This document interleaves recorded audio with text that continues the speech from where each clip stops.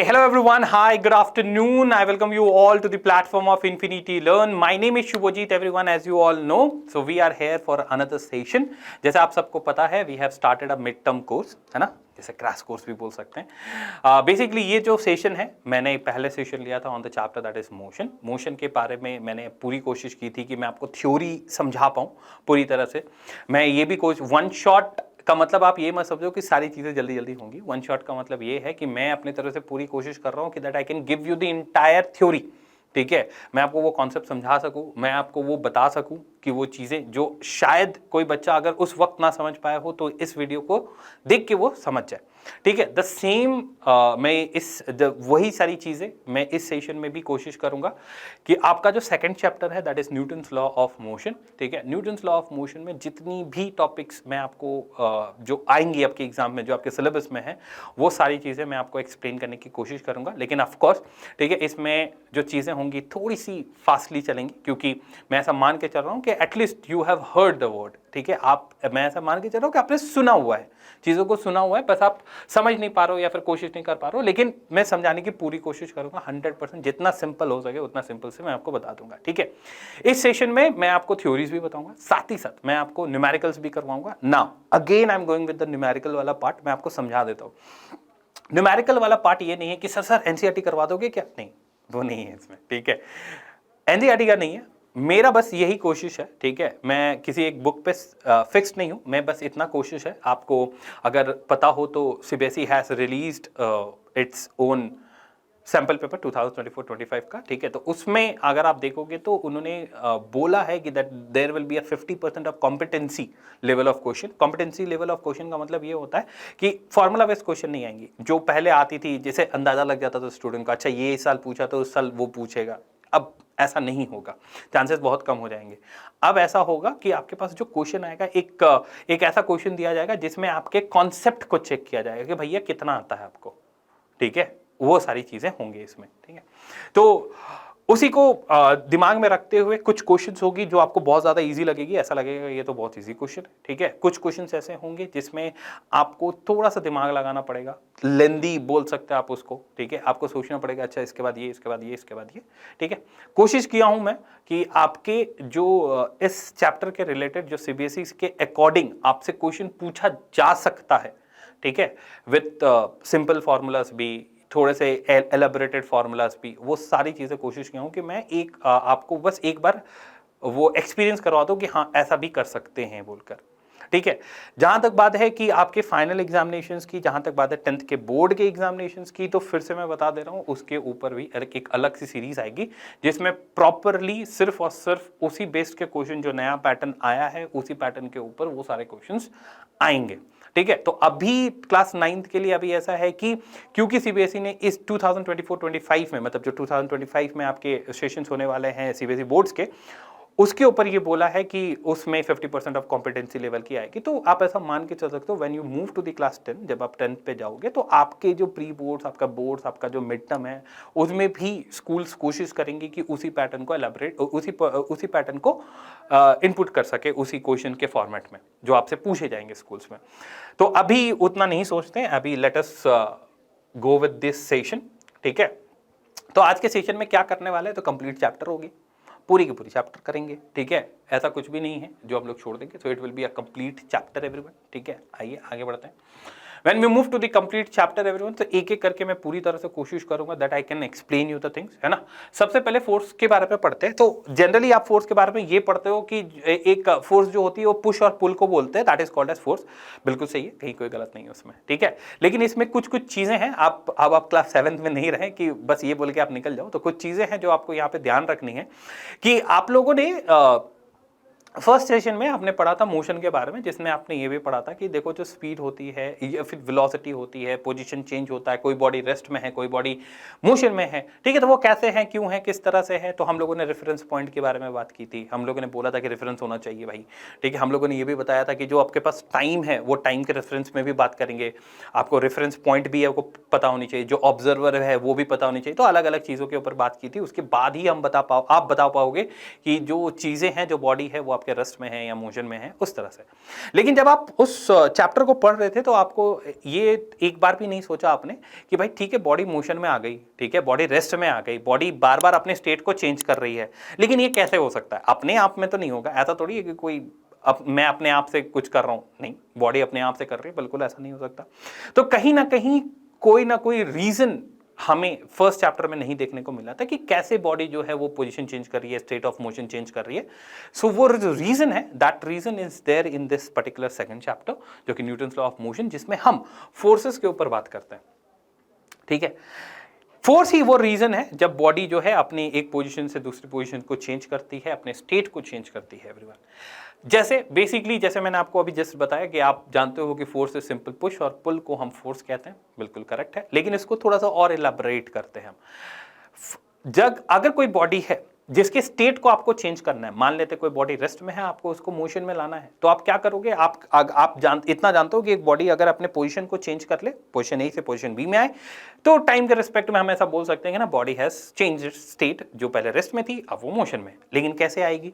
वो तब आएगी जब उस पे कोई एक्सटर्नल एफर्ट लगेगा। एक्सटर्नल एफर्ट का मतलब जो बाहर से कोई एफर्ट लगाया जाए उस बॉडी पे, तभी जाके वो बॉडी जो है अपने स्टेट को चेंज करेगी।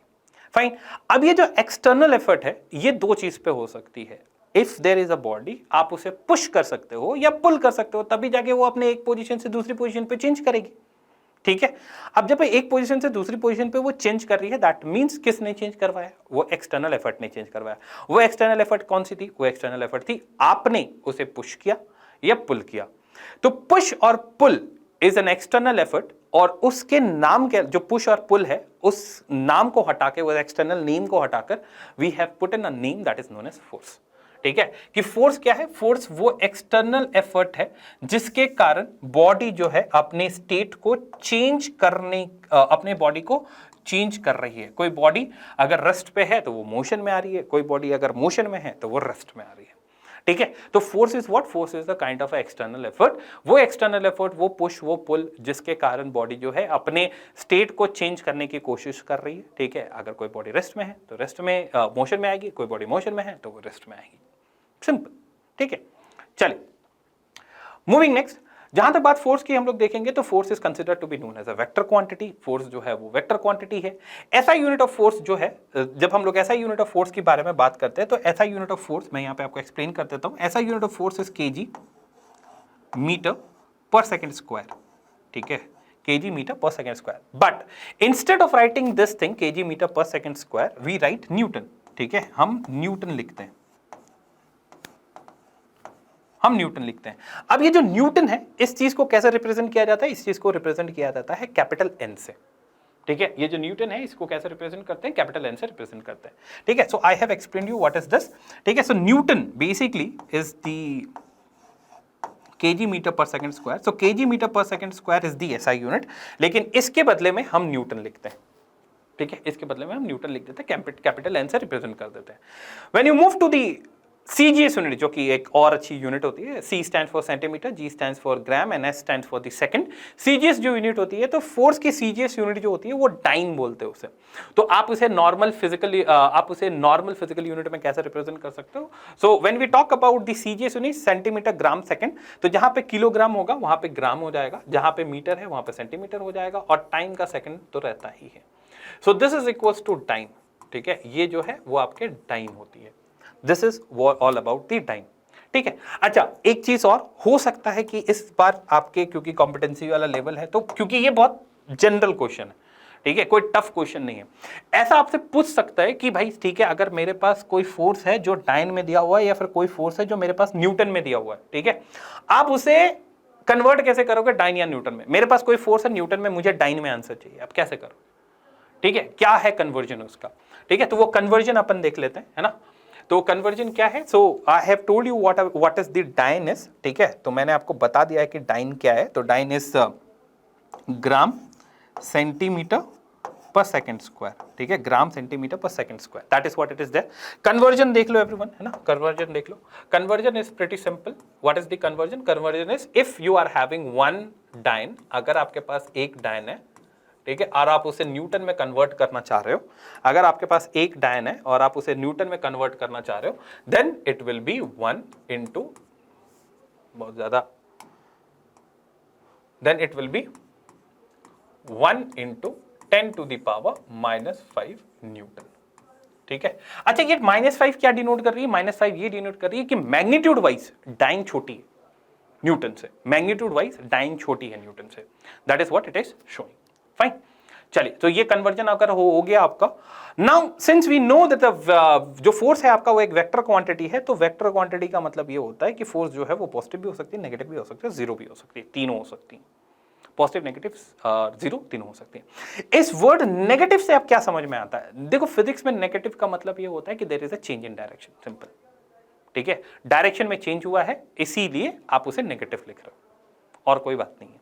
ठीक है, मूविंग नेक्स्ट, एक फोर्स के इफेक्ट क्या क्या कर सकते हैं? एक फोर्स जो है अगर किसी बॉडी पे लग रही है, एक फोर्स जो है किसी बॉडी में एक्ट कर रही है, तो किस बॉडी पे क्या क्या इफेक्ट आ सकते हैं, that is what it is there.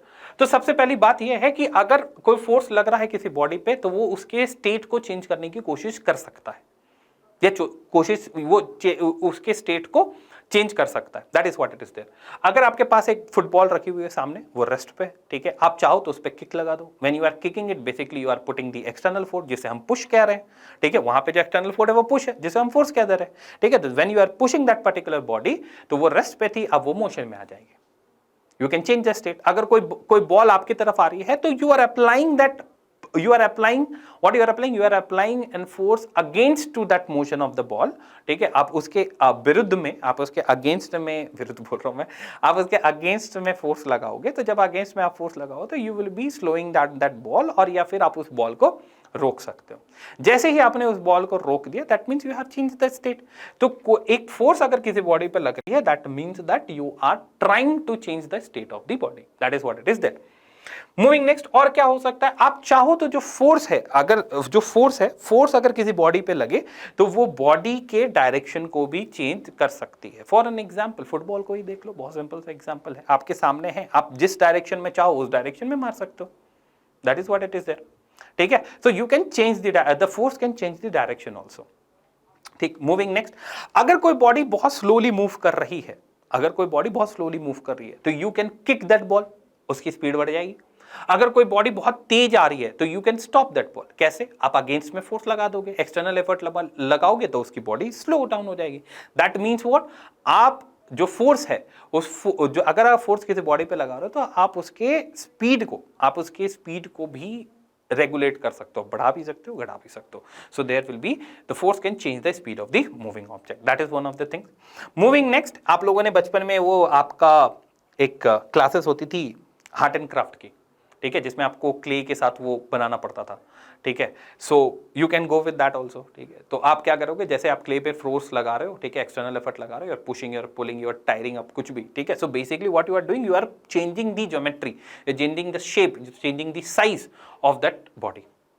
ठीक है, उस बॉडी के, तो ये सारी चीजें होंगी। तो इफेक्ट में अगर मैं बोलूं, तो इफेक्ट में क्या क्या हो सकता है? इफेक्ट में ये हो सकता है कि आप चाहो तो बॉडी के जो स्टेट है उसको चेंज कर सकते हो, आप चाहो तो जो बॉडी के जो स्पीड है उसमें वेरिएशन ला सकते हो, आप चाहो मैं बोल रहा हूं, मैं अगर फोर्स चाहे, ठीक है, तो वो आपके ऑब्जेक्ट के डायरेक्शन को चेंज कर सकता है, और फोर्स जो है आपके शेप ऑफ द बॉडीज को भी चेंज कर सकता है। That is all about the forces.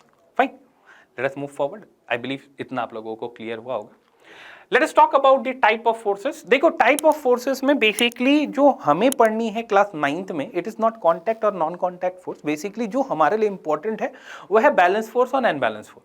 लेकिन मैं कॉन्टैक्ट और नॉन कॉन्टैक्ट इसलिए बता रहा हूं कि basically there are different kinds of force, बहुत सारे फोर्सेस होते हैं। ठीक है, ग्रेविटेशनल फोर्स है, नॉर्मल फोर्स है, आपका फ्रिक्शन फोर्स है, आपका मस्कुलर फोर्स है, आपकी इलेक्ट्रोस्टैटिक्स फोर्स है, दुनिया भर की फोर्सेस है। जैसे जैसे आप आगे बढ़ते जाओगे, अलग अलग चीजों के लिए अलग अलग फोर्सेस को हम लोगों ने डिफाइन किया हुआ है। ठीक है, स्प्रिंग फोर्स है, बहुत सारी चीजें। अब हम लोगों ने फोर्सेस को देखा और हम लोगों ने समझा कि ठीक है, फिलहाल के लिए फोर्सेस को हम ऐसा बोल सकते हैं कि अगर कोई फोर्स किसी बॉडी पे एक्ट कर रही है, तो हम उसे ऐसे डिफाइन कर सकते हैं, अगर वो फोर्स फिजिकली उस बॉडी को टच कर रही है, या कांटेक्ट में है तो हम उसे कांटेक्ट फोर्स बोल देंगे। अगर वो फिजिकली उससे कांटेक्ट में नहीं है तो हम उसे नॉन कांटेक्ट फोर्स बोल देंगे। फॉर एन एग्जांपल, आप लोगों ने मैग्नेट्स के बारे में पढ़ा होगा, ठीक है। तो मैग्नेट्स में क्या है कि अगर जो दो मैग्नेट्स हैं उनके दो अलग अलग पोल्स को एक साथ रखा जाए, अनलाइक पोल्स जिसे कहते हैं, तो वो अट्रैक्ट करते हैं एक दूसरे पे, ठीक है। तो अट्रैक्ट करते हैं मतलब वो एक दूसरे की तरफ आते हैं, they will be combining each other, that is what it is there, ठीक है। अगर ऐसा कुछ होता है, सो ऐसा कुछ होता है तो वो कंबाइन कैसे कर रहा है? ऐसा थोड़ी है कि मैग्नेट से हाथ निकला वो दूसरे मैग्नेट को खींच के बाहर निकाल रहा है, ऐसा कुछ भी नहीं है। That means there is a something invisible which is going on, that is the force, that the force of attraction. अब वो फोर्स ऑफ अट्रैक्शन हुआ, वो एक मैग्नेट दूसरे मैग्नेट को अपनी तरफ खींचेगा अगर उसकी मैग्नेटिक फील्ड ज्यादा होगी तो, ठीक है। तो वो खींच रहा है, तो खींच रहा है, इसका मतलब ये शो कर रहा है कि that there is a force which is we are not able to see, जो कि नॉन कांटेक्ट फोर्स है। मतलब वो आपको शो नहीं कर रहा है कि वो फोर्स उस बॉडी को टच कर रही है या नहीं कर रही है, ठीक है। फिजिकली कोई टच नहीं हो रहा है, लेकिन वो बॉडी जो है उस मैग्नेट की तरफ अट्रैक्टेड है। सो ग्रेविटेशनल, सो आपका magnetic force is an example of what? Non contact force. उसी तरह अगर कांटेक्ट फोर्स के बारे में बात करें तो सिंपल पुश और पुल की बात कर लेते हैं ना। अगर कोई बॉडी है, आप पुश कर रहे हो तो basically you are using your muscular force, आप उसे मस्कुलर फोर्स यूज कर रहे हो। जैसे मस्कुलर फोर्स यूज करोगे basically you have to touch, physically touch that body. आप उस बॉडी को टच करोगे तभी वो बॉडी आगे पीछे होगी, अदरवाइज नहीं होगी, ठीक है। तो मैंने एक एक एग्जांपल लिए, देयर आर लॉट ऑफ, ठीक है। तो द कांटेक्ट फोर्स होता है, some forces act only if they have a physical contact with the body. Muscular force हो गया, फ्रिक्शनल फोर्स हो गया, टेंशन हो गया, कोलिजन हो गया, नॉर्मल फोर्सेस हो गए, और भी स्प्रिंग फोर्सेस हैं, बहुत सारी फोर्सेस हैं, ठीक है। उसके बारे में भी बात करेंगे। देन वी आर हैविंग जैसे नॉन कांटेक्ट फोर्सेस में, तो फोर्सेस जिसमें फिजिकल टच की इतनी जरूरत नहीं है तो कांटेक्ट नहीं कर सकते, ठीक है। So that is what it is there. Gravitational force है, मैग्नेटिक फोर्स है, और इलेक्ट्रिक फोर्स, इलेक्ट्रोस्टैटिक फोर्स है, ठीक है। इलेक्ट्रोस्टैटिक फोर्स का मतलब होता है दो चार्जेस के बीच में लगने वाला फोर्स, ठीक है। दो चार्जेस के बीच में लगने वाले फोर्स को इलेक्ट्रोस्टैटिक फोर्स बोलते हैं। ये पढ़ोगे आप क्लास 11 में, अभी नहीं, ठीक है। ये दो चीजें आप पढ़ लोगे 9th में ही, सॉरी ये पढ़ोगे 9th में, ये पढ़ोगे 10th में, लेकिन ये इलेक्ट्रोस्टैटिक्स आप पढ़ोगे क्लास 11 में, ठीक है, 12th में, sorry. Moving next, so this is all about the contact force and the non contact force. मैं अब यहां पे आपकी अटेंशन को लाना चाहूंगा, मैं आपको एक कॉन्सेप्ट समझाना चाहता हूं, that is known as net force, ठीक है। मैं आपके सामने एक कॉन्सेप्ट लाना चाहता हूं, that is known as net force.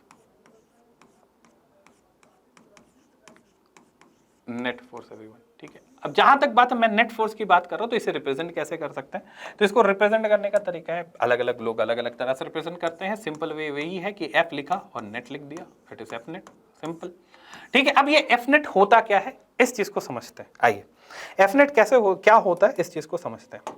Let us talk about the F net. So I am presenting a figure, मैं आपके सामने एक फिगर बनाने की कोशिश कर रहा हूँ, एंड फिर उसके बाद सवाल पूछेंगे उसमें, फिर सवाल जवाब होगा उसमें, तो ज्यादा सही रहेगा, ठीक है।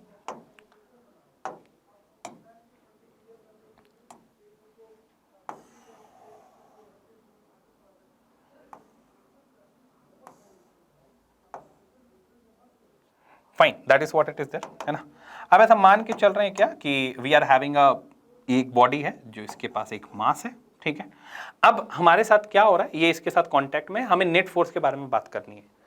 मतलब अगर मैं ऐसा बोलूं कि there are two human beings, दो अलग अलग इंसान है, एक इंसान ने इस तरफ फोर्स लगाई, लेट अस से दिस इज F1, ठीक है, और दूसरे इंसान ने भी इस तरफ ही फोर्स लगाई, लेट अस से F2, और मैं अगर ऐसा बोल दूं कि this direction is left, this direction is right, ठीक है, this direction is left, this direction is right.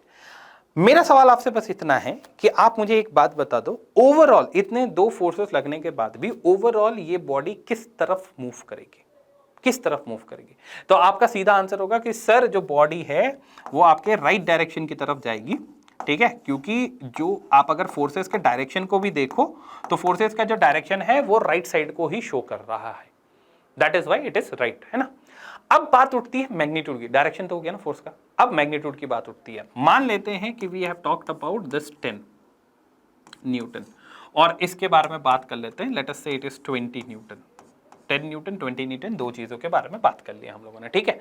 अब क्योंकि दो फोर्सेस एक ही बॉडी पर लग रही है और दोनों फोर्सेस का काम बस इतना ही है कि this force is pushing this thing and this force is pulling that thing, but ultimately बात ऐसी है कि जो बॉडी का मूवमेंट है वो आपके राइट डायरेक्शन में आ रहा है।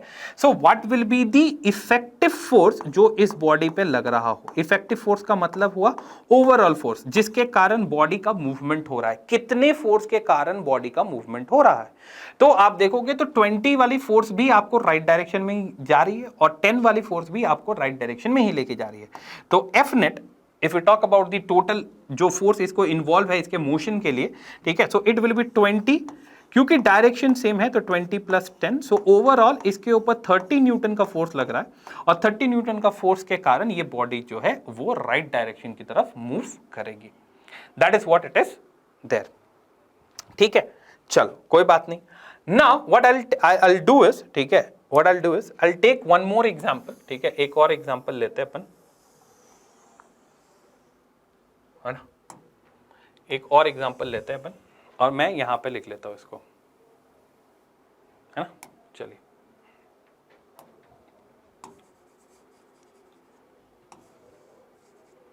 ठीक है,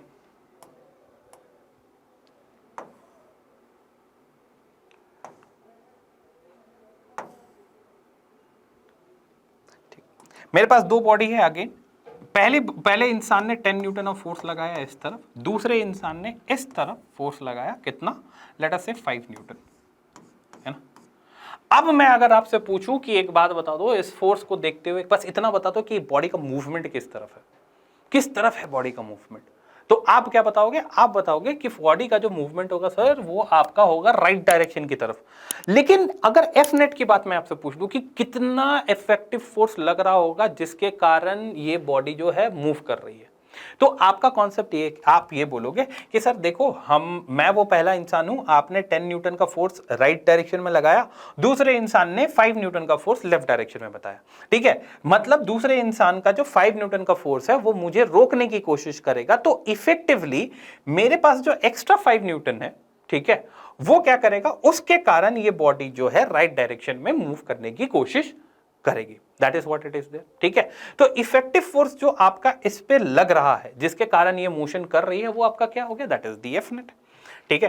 तो अगर मैं एफ नेट की बात करूं, जब दो अलग अलग डायरेक्शंस में होते हैं फोर्सेस, एफ नेट जब दो अलग अलग डायरेक्शन में फोर्सेस होते हैं तो बेसिकली आप क्या करते हो, that is bigger force minus the smaller force, bigger force minus the smaller force, that is what it is there. So आपके पास एफ नेट कितना निकल के आ जा रहा है, that is 5 Newton. F net क्या निकल के आ रहा है, that is 5 Newton, that is fantastic. किस तरफ मूव कर रही है, तो भैया राइट डायरेक्शन की तरफ मूव कर रही है,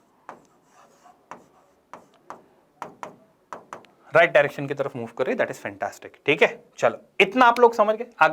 अगर एक बॉडी पे दो जो फोर्सेस है वो एक ही तरफ अगर चल रही होंगी, ठीक है, तो फिर कैसा लगेगा, और अगर एक ही बॉडी पे दो अलग अलग डायरेक्शन से फोर्सेस आ रही है तो एफ नेट कैसे निकालते हैं, क्योंकि डायरेक्शन सेम था तो इफेक्टिवली इसके ऊपर टोटल 30 न्यूटन का फोर्स लग रहा था जो इस बॉडी को आगे की तरफ ही खींच रही थी राइट डायरेक्शन में। इसके ऊपर इफेक्टिवली कितना फोर्स लग रहा है, 5 न्यूटन, जिसके कारण ये बॉडी जो है वो मूव कर रही है, जिसके कारण ये बॉडी जो है वो मूव करेगी, that is what it is there.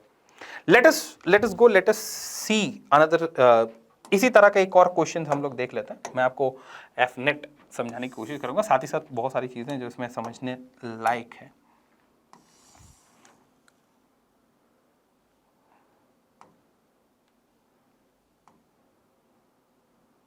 ठीक है,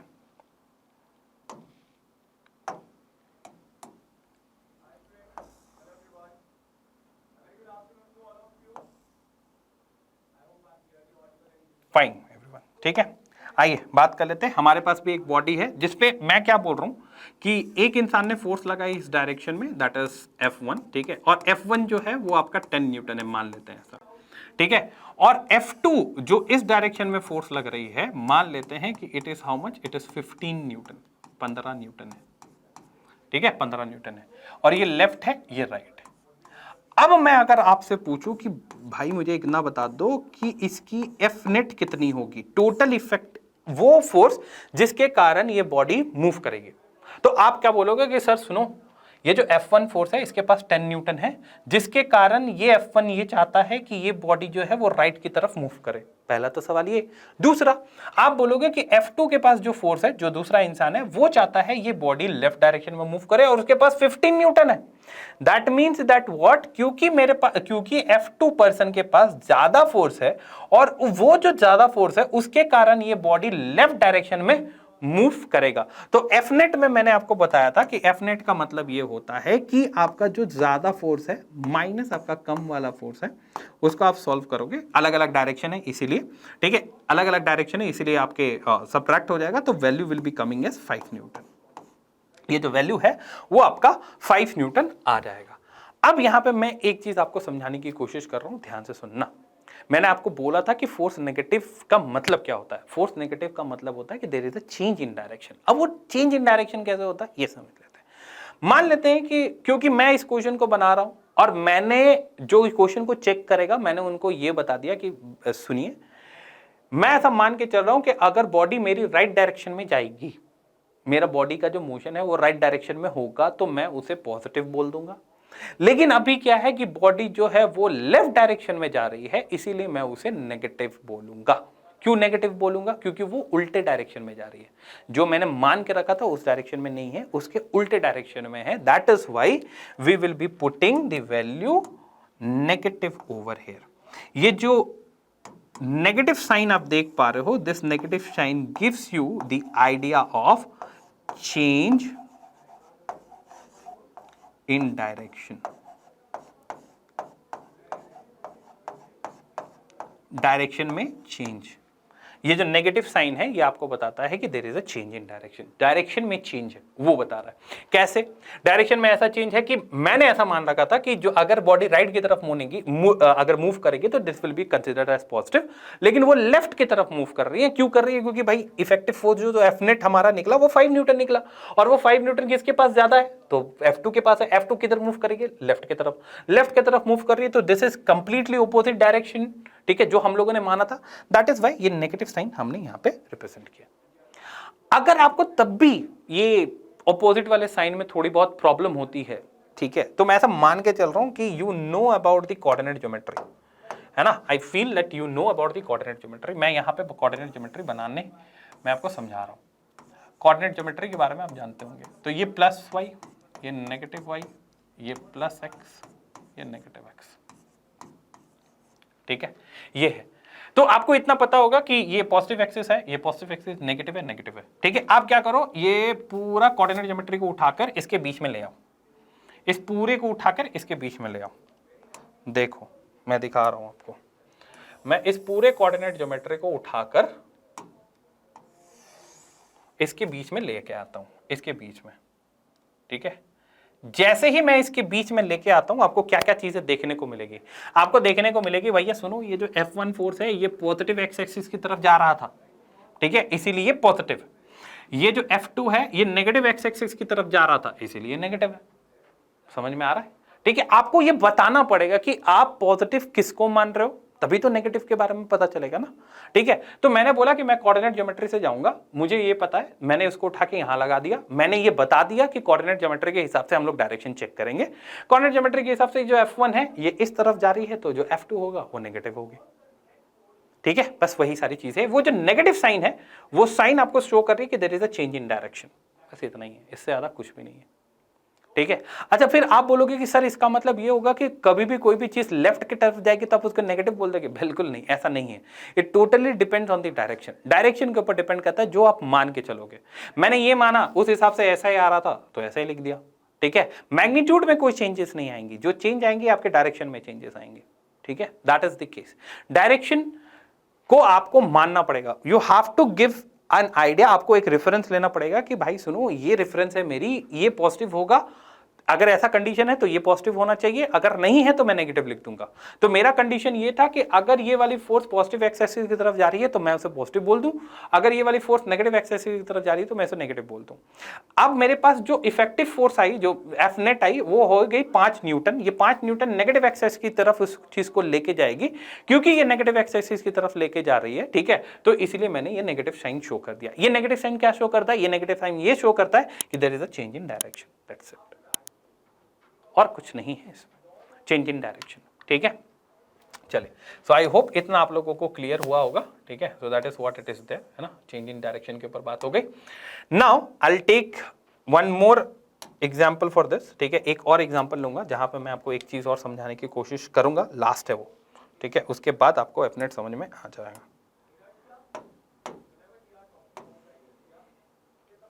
नया ले ले क्या?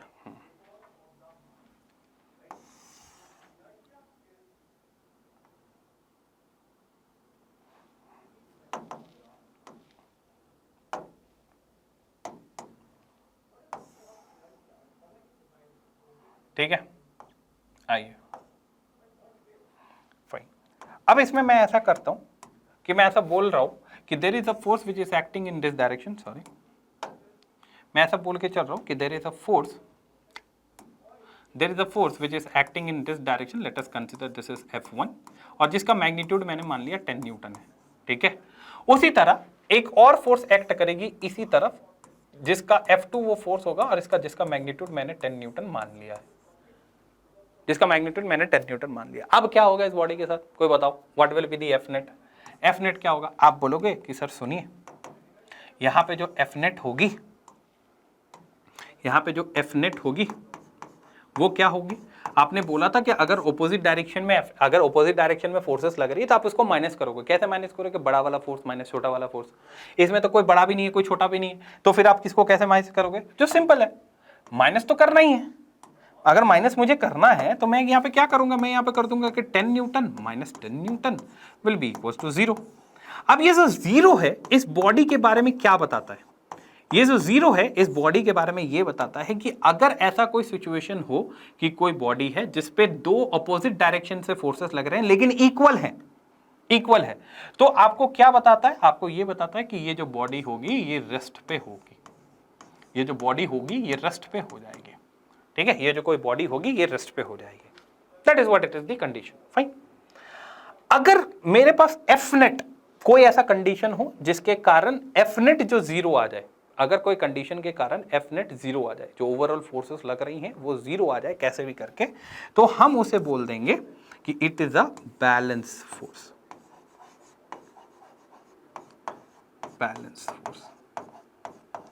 It is a balance force. ठीक है, बैलेंस फोर्स मतलब क्या? ये फोर्स देखो, ये चली जाएगी इस तरफ, ये चली जाएगी इस तरफ, बेसिकली ये फोर्स इस फोर्स को बैलेंस कर रही है। ठीक है, अपोजिट डायरेक्शन है, इक्वल है, बैलेंस कर रही है, तो हम ऐसा बोल सकते हैं कि that is why it is called as balance force. Balance force में एफ नेट 0 आता है। आपका सवाल ये होना चाहिए कि सर बैलेंस फोर्स में अगर बैलेंस फोर्स है तो क्या हमेशा बॉडी रेस्ट में होगी? आंसर है नहीं, हमेशा नहीं होती है। कभी कभी ऐसा होता है कि जो बॉडी है वो अपने मोशन में रहती है, तमाम फोर्सेस लगने के बाद भी वो अपने स्टेट को चेंज नहीं करती है, उस चीज को हम बोलते हैं, उसको भी, उसमें भी आपका एफ नेट 0 होता है, पर आपको हम बैलेंस फोर्स ही बोलते हैं उसमें। अब अगर बॉडी रेस्ट में है, क्योंकि बॉडी इक्विलिब्रियम, क्योंकि जो बॉडी है जिसका एफ नेट जो है वो 0 है, ठीक है, बॉडी रेस्ट में है, एफ नेट 0 है, बैलेंस कर रहा है इस चीज को, ठीक है, तो इस स्टेट को हम इक्विलिब्रियम भी कहते हैं। इस स्टेट को हम, this particular entire condition, it is called as equilibrium.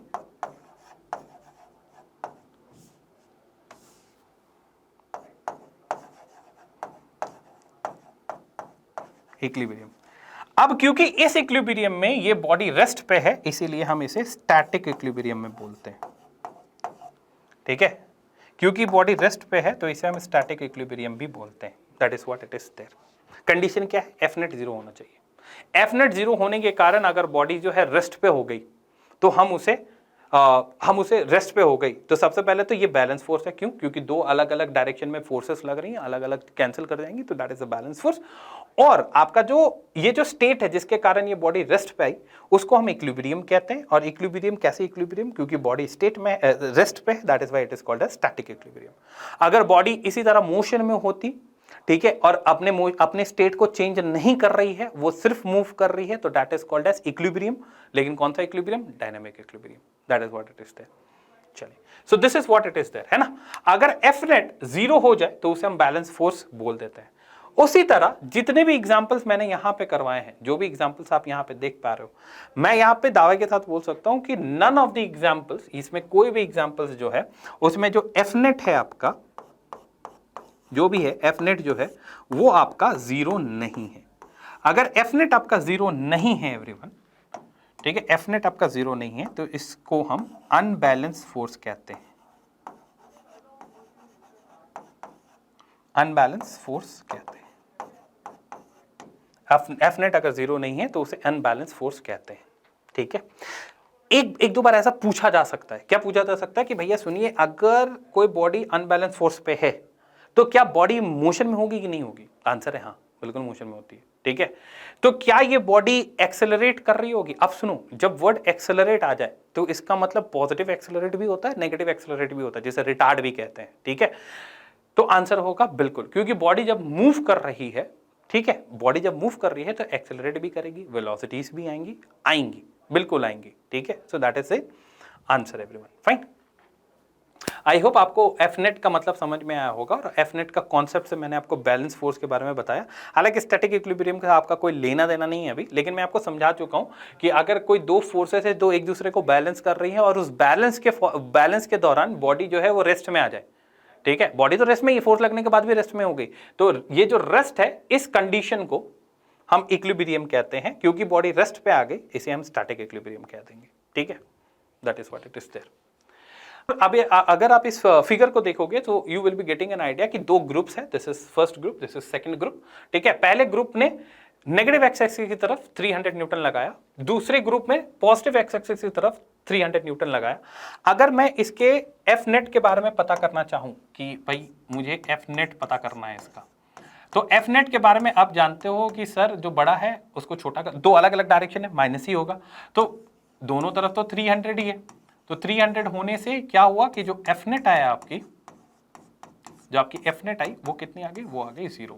F net 0 होने से कारण में क्या होता है कि आपको पता चलेगा यहां पे कि जो ये जो ग्रुप नंबर 2 है, ग्रुप नंबर 1 को अपनी तरफ नहीं खींच पाएगा, और ग्रुप नंबर 1 है वो ग्रुप नंबर 2 को अपनी तरफ नहीं खींच पाएगा। So they will be at the tie, ऐसा बोल सकते हो आप, ठीक है। So if a set of forces acting on a body produce no acceleration, किसी तरह का कोई एक्सेलरेशन नहीं आ रहा है, the forces are said to be balance force, या फिर अगर नेट फोर्स आपका 0 आ जाए तब भी आपको उसको बैलेंस फोर्स बोल सकते हैं आप उसे, ठीक है, तब भी आप उसको बैलेंस फोर्स बोल सकते हैं। मैं आपको फिर से बोल रहा हूं, बैलेंस फोर्स का मतलब ये नहीं है कि बॉडी रुकी जाएगी, ठीक है।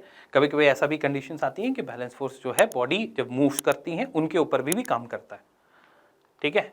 चलिए, ना moving to the unbalance force, जब यहां पे आप देखते हो, ठीक है, अब ये ग्रुप नंबर 1 है, ये ग्रुप नंबर 2 है, ये ग्रुप नहीं है, सिंगल आदमी है, ठीक है। तो ग्रुप नंबर 1 जो है वो नेगेटिव एक्सेस की तरफ आपका 300 न्यूटन फोर्स लगाई, और जो एक इंसान है जो कि ग्रुप 2 बोल देते हैं उसे, ग्रुप 2 जो है वो 100 न्यूटन लगा रही है पॉजिटिव एक्सेस की तरफ। आपको पता है रिजल्ट क्या होने वाला है? अगर मैं यहां पे एफ नेट की बात करूं, अगर मैं एफ नेट की बात करूं तो आपको पता है कि भाई बड़ा माइनस छोटा will be equals to 200 newton. 200 newton मतलब 200 न्यूटन का इफेक्टिव फोर्स इस बॉडी पे लग रहा है, जिसके कारण ये जो ग्रुप 2 है ये ग्रुप 1 की तरफ खींचे चला आएगा। अगर ग्रुप 2 ग्रुप 1 की तरफ आ रहा है, so it is doing an change in state, change in motion, motion में चेंज हो रही है, so it will B accelerate, so it will B non zero acceleration, ठीक है। अनबैलेंस फोर्सेस में नॉन जीरो एक्सेलरेशन होती हैं, that is what it is. I hope जितना आप लोगों को क्लियर हुआ होगा बैलेंस एंड अनबैलेंस फोर्स के बारे में। ये बेसिक चीज है मास और वेट के बारे में। तो मास क्या है? Mass is the property of the matter, ठीक है। और वेट क्या है? It depends on the effect of the gravity. इसके बारे में ग्रेविटेशनल फोर्सेस में भी पढ़ लेंगे, ठीक है। So this is what it is there. Basically आपको बस इतना समझ में आना चाहिए कि मास जो है वो प्रॉपर्टी है मैटर की, और ये डिपेंड करता है एक्सेलरेशन ड्यू टू ग्रेविटी के ऊपर, ठीक है। That is what. ये चेंज नहीं हो सकता, ये ग्रेविटी के कारण जहां जहां ग्रेविटी जैसी रहेगी उस हिसाब से वो चेंज करता हुआ जाएगा, ठीक है। इसका जो ऐसा यूनिट होता है दैट इज केजी, इसकी जो ऐसा यूनिट होती है दैट इज न्यूटन, है ना।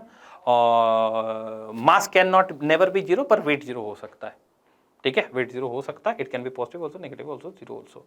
ये स्केलर क्वांटिटी व vector quantity, that is what it is, ठीक है।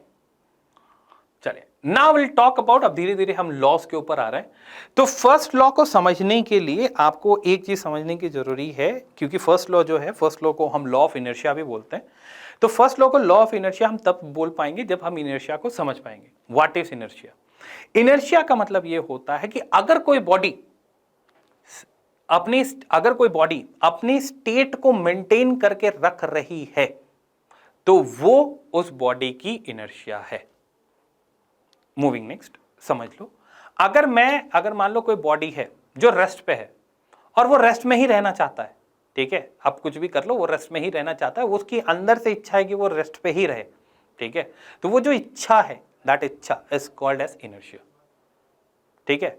मूविंग नेक्स्ट, अगर कोई बॉडी है जो आपका मोशन, कंटिन्यूअस मोशन करना चाहती है, कंटिन्यूअसली मोशन ही करना चाहती है, वो रुकना नहीं चाहती, वो अपने स्टेट को चेंज ही नहीं करना चाहती, ठीक है, तो ये जो चाह है घूमने की, अपने आप को रोक के रखने की, रेस्ट में रहने की, मोशन करने की, उसी चाह को हम इनर्शिया कहते हैं, ठीक है, that is what it is there.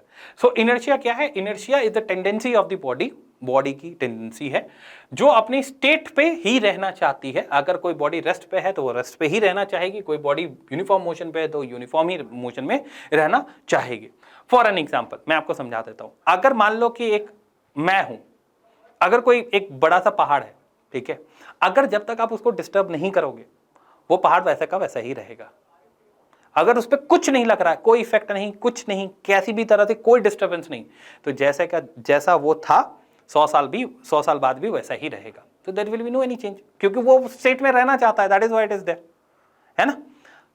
अगर मैं एक फुटबॉल लूं और मैं एक ऐसा सरफेस बनाऊं जहां पे फ्रिक्शन जीरो है, कुछ नहीं है, ठीक है, कंप्लीटली फ्रिक्शन इज जीरो, अगर मैं उस बॉल को थोड़ा सा भी टॉस करता हूं तो वो बॉल मूव करना कोशिश करेगा, और वो कब तक मूव करेगा? वो हमेशा मूव करता ही जाएगा। क्यों? क्योंकि उसको रोकने वाला कोई नहीं है। समझ में आया? So that is what it is called as inertia. कोई अगर बॉडी रेस्ट में है तो वो रेस्ट में रहना चाहती है, कोई बॉडी अगर मोशन में है तो वो मोशन में ही रहना चाहेगी, और ये जो चाह है किसी बॉडी की, that is known as the inertia, ठीक है, that is called as the inertia everyone. So that is what it is, inertia is. सो कुछ टाइप्स ऑफ इनर्शियाज होती हैं, क्या क्या होती हैं? एक होता है इनर्शिया इन रेस्ट, जिसका मतलब आप समझ चुके हो कि अगर कोई बॉडी जो है वो अपने स्टेट, उसका जो स्टेट है वो रेस्ट में ही है और वो चेंज नहीं करना चाहती, तो उसे इनर्शिया ऑफ रेस्ट बोलते हैं, इनर्शिया ऑफ रेस्ट बोलते हैं, that is what it is there, ठीक है, इनर्शिया ऑफ रेस्ट ही बोलते हैं। फॉर एन एग्जांपल, आपको ये एग्जांपल बहुत सिंपल सा एग्जांपल है। आप बस में बैठे हो, ठीक है, सो आप, बस तो मूव कर रही है लेकिन आप बैठे हुए हो, so you are in rest, आप नहीं चाहते आप अपने स्टेट को चेंज करो, लेकिन जब भी गाड़ी स्टार्ट होती है या गाड़ी में ब्रेक लगता है, ठीक है, सडन ब्रेक, सडन स्टार्ट, तब आपका बॉडी क्या करता है? आपका बॉडी जो होता है वो आगे या पीछे की तरफ मूव करता है, ठीक है, दैट इज इनर्शिया। आपका बॉडी चाहता था कि मैं रेस्ट में रहूं, लेकिन वो रेस्ट में रह नहीं पा रहा है, ठीक है, सो दैट चाह is called as inertia everyone, fine, that is what it is there. Moving next, now will talk about the inertia in motion. Inertia in motion क्या होता है कि अगर कोई बॉडी मोशन में है तो कंटिन्यूसली उसी मोशन में रहना चाहती है, वो अपने आप को चेंज नहीं करना चाहती है किसी भी तरीके से, तो that tendency of that body is considered to be known as inertia in motion. For an example, अगर जैसे जो फुटबॉल का एग्जाम्पल लिया मैंने, ठीक है, एक ऐसा एक सरफेस बनाओ जहां पे कोई फ्रिक्शन ना हो, कुछ ना हो, किसी तरह का कोई उसको डिस्टर्बेंस ना हो, वो बॉडी अगर मूव कर रही है तो वो करते जा रही है, उसको कोई रोकने वाला नहीं है, ठीक है, that is called as the inertia in motion, ठीक है। आगे देखते हैं, इनर्शिया इन डायरेक्शन भी होता है। अब इनर्शिया इन डायरेक्शन क्या होता है? इस चीज को आप एक्सपीरियंस कर सकते हो। एक्सपीरियंस करने के लिए क्या होता है, जैसे आप ऐसा समझो कि you are moving in a car, आप गाड़ी पे चल रहे हो, अचानक से आपने लेफ्ट टर्न ले लिया या राइट टर्न ले लिया, पहले लेफ्ट की बात कर लेते हैं, तो आपका जो इनर्शिया अभी है वो इनर्शिया ये है कि भाई सुनो, मेरी इच्छा है कि मैं इसी पाथ पे चलूं, तो मेरा जो चाह है वो यही है कि मैं एक स्ट्रेट लाइन को फॉलो करूं और यही मेरा डायरेक्शन ही है, लेकिन अब आगे तो आप जा नहीं सकते, रोड चेंज कर रही है, तो जब आप लेफ्ट की तरफ मूव करोगे तो आपका बॉडी चाहता है कि मैं स्ट्रेट लाइन को ही फॉलो करूं, वो सीधी लाइन को ही फॉलो करूं, लेकिन आप उसको कर नहीं पाओगे, then your body will be shifting towards the right, आपकी बॉडी जो है वो राइट की तरफ शिफ्ट कर जाएगी, ठीक है। आपकी टेंडेंसी ये थी कि मैं आपके डायरेक्शन को चेंज ना करूं, लेकिन आपकी बॉडी चेंज कर जाती है, ठीक है। So it is an inability of the body to change its direction of the motion along the straight line. मैं स्ट्रेट लाइन में ही रहना चाहता था, मैं चेंज ही नहीं करना चाहता हूं, लेकिन क्योंकि वो अचानक से लेफ्ट चला गया तो मेरी बॉडी कंपनसेट करने में राइट की तरफ शिफ्ट कर जाएगी। तो फिर से बोल रहा हूं, वो जो चाह होती है किसी स्टेट को मेंटेन करके रखने की, that is known as inertia. लेकिन ऐसा हो नहीं पाता है, ठीक है, कभी ना कभी होता है। अब जैसे कोई पहाड़ है, आपने उसको डिस्टर्ब किया, तोड़ने की कोशिश की, रोड बनाई, चला गया वो, ठीक है, that is what it is there. अगर आपके पास एक नॉर्मल सरफेस है, आपने बॉल उसमें घुमा दी, तो बॉल जैसे आगे आगे जाती जाएगी, फ्रिक्शन उस पर लगता हुआ जाएगा, कोई ना कोई इसको डिस्टर्ब कर रहा है, वो रुक जाएगी। तो जो आपका स्टेट है वो कांस्टेंट रह नहीं पा रहा है, रुका हुआ चीज रुका हुआ नहीं रह पा रहा है, मोशन किया हुआ चीज मोशन में नहीं रह पा रहा है, डायरेक्शन जो है वो फिक्स्ड, आप मूव नहीं कर पा रहे हो, कहीं ना कहीं चेंज कर रहे हो। तो that is what it is called as the inertia everyone, है ना। So these are the certain figures, आप ऐसा फिगर्स आप देख सकते हो, ठीक है। बस स्टार्ट कर रही है, स्टार्ट की या फिर ब्रेक लगाई, कुछ भी की, तो आपका बॉडी आगे पीछे मूव करता है, दैट इज व्हाट। आपका बॉडी चाहता था कि रेस्ट पे रह जाए, लेकिन नहीं हो पा रही। मोशन के साथ भी वही है और डायरेक्शन के साथ भी वही है, that is what it is there. Moving next, inertia और मास का एक रिलेशन है। क्या इनर्शिया और क्या मास का रिलेशन है? कि मास और इनर्शिया का ऐसा ही है कि ज्यादा मास ज्यादा इनर्शिया, ठीक है। तो मैं आपको डायरेक्ट यहां पे बता देता हूं कि inertia is directly proportional to the mass. Inertia और मास में, ठीक है, वो डायरेक्टली प्रोपोर्शनल है। जितना ज्यादा इनर्शिया रहेगा जितना ज्यादा मास रहेगी, that's what it is there, ठीक है। सीधी सीधी हिसाब यही है। चलो, inertia is directly proportional to the mass, वही मैं आपको बता चुका हूं। मूविंग नेक्स्ट, अब हम लोग बात कर लेते हैं मोमेंटम की, ठीक है। तो मोमेंटम का मतलब क्या होता है? मोमेंटम का मतलब ये होता है कि अगर कोई बॉडी मोशन में है, मोशन की बात कर रहा हूं, सुनो, रेस्ट की बात नहीं कर रहा। अगर कोई बॉडी मोशन में है तो उसका जो इंपैक्ट होता है वो किस किस चीजों पे डिपेंड करता है। फॉर एन एग्जांपल, जैसे अगर मैं आपको पंच करूं और खली आपको पंच करे, ठीक है, या फिर एक ट्रक आपको धक्का मारे, इंपैक्ट आपका किस में ज्यादा है? किस में इंपैक्ट ज्यादा होगा? जाहिर सी बात है उस बस में आपको ज्यादा इंपैक्ट मिलेगा, क्योंकि उसकी मास ज्यादा है, ठीक है। चलो ऐसा ले लेते हैं, एक ट्रक ले लेते हैं, एक साइकिल ले लेते हैं। दोनों के मासेस में डिफरेंस है, ट्रक का मास ज्यादा है, साइकिल की मास कम है, और दोनों एक ही वेलोसिटी पे चल रही है, ठीक है, 100 मीटर पर सेकेंड। क्या होगा? साइकिल से तो बच भी जाओगे, ट्रक से तो नहीं बच पाओगे, ठीक है। सो इंपैक्ट जहां तक बात हो रही है तो मास पे डिपेंड करता है, ठीक है। अगर कोई बॉडी की ज्यादा मास है, लेकिन अगर वेलोसिटी सेम रखा जाए दो डिफरेंट बॉडीज के मासेस के बीच में, तो जिसका मास ज्यादा होगा वो ज्यादा इंपैक्टफुल है। उसी तरह अगर हम बात कर लेते हैं गन्स की बात कर लेते हैं, ठीक है। तो जो बुलेट होती है वो मास में भी कम होती है, लेकिन उसमें एक चीज होती है, क्या? उसकी वेलोसिटी ज्यादा होती है, तो उसका इंपैक्ट ज्यादा होता है, ठीक है। आप पत्थर फेंक के मारो आप गोली चला दो, तो पत्थर फेंक के मारोगे तो it will be hurt to you, ठीक है, आपको चोट लग जाएगी। लेकिन जब गोली चलाओगे तो people die, that is what it is happen, ठीक है। तो उनका जो इंपैक्ट है वो इंपैक्ट हमें देखना है, ठीक है। तो momentum which is represented by P which is equals to mass multiplication of the body. जो इंपैक्ट है किसी भी बॉडी का जब वो मोशन कर रही है, वो दो चीज पे डिपेंड करती है, उस बॉडी के मास के ऊपर और उस बॉडी के वेलोसिटी के ऊपर, ठीक है। अगर दो बॉडीज है और मुझे सेम इंपैक्ट करना है, ठीक है, और मेरे पास सिमिलर मास है, ठीक है, सेम ही इंपैक्ट करना, मेरे पास सेम मास है, तो आपके वेलोसिटी में वेरिएशन करनी पड़ेगी। अगर सेम वेलोसिटी है तो मास में वेरिएशन करना पड़ेगा सेम इंपैक्ट के लिए, तभी। So that is moment is equal to mass into velocity, ठीक है। मोमेंट को हम P से रिप्रेजेंट करते हैं। Moment is considered to be known as a vector quantity, वो एक वेक्टर क्वांटिटी होती है। ऐसा यूनिट क्या होगी उसकी? ऐसा यूनिट होती है, ये होता है आपका जैसे मास इनटू वेलोसिटी, तो mass into velocity gives mass is kg multiplication of meter पर सेकेंड, ठीक है, मीटर पर second, that is your SI unit of momentum, और ये वेक्टर क्वांटिटी होती है, that's what it is there, ठीक है। आप पूछोगे सर हमको मोमेंटम क्यों बताया, क्या कारण है मोमेंटम बताने की? तो मोमेंटम जो है वो सेकंड लॉ से जुड़ा हुआ है। क्या बोलता है second law? F equals to ma second law नहीं होता, पहले बता दे रहा हूं, ठीक है। F इक्वल्स टू ma आपका जो सेकंड लॉ होता है उसको वो हेल्प करता है आपको F equals to ma find करने में, ठीक है, डिराइव्ड है वो ये second law F equals to ma नहीं है। सबको ये कंफ्यूजन होता है कि F equals to ma second law है, नहीं है वो आपको, ये जो सेकंड लॉ है वो आपको हेल्प करेगा F equals to ma find करने में, ठीक है। What is the second law? Second law ये बोलता है कि जब कोई बॉडी में मोमेंटम में चेंज आता है, जैसे कोई बॉडी यू पे मूव कर रही थी, एक बॉडी थी एम, उसका वेलोसिटी था यू, उस पे मैंने वो मोमेंटम का अगर मुझे चेंज करना है मास को बिना चेंज किए हुए, तो मुझे इसके वेलोसिटी बढ़ानी पड़ेगी, ठीक है। तो जब मैं उसके मोमेंटम को चेंज करना चाह रहा हूं, या तो मैं बढ़ाऊंगा या तो मैं घटाऊंगा, कुछ तो करूंगा मैं, तो वो कब होगा?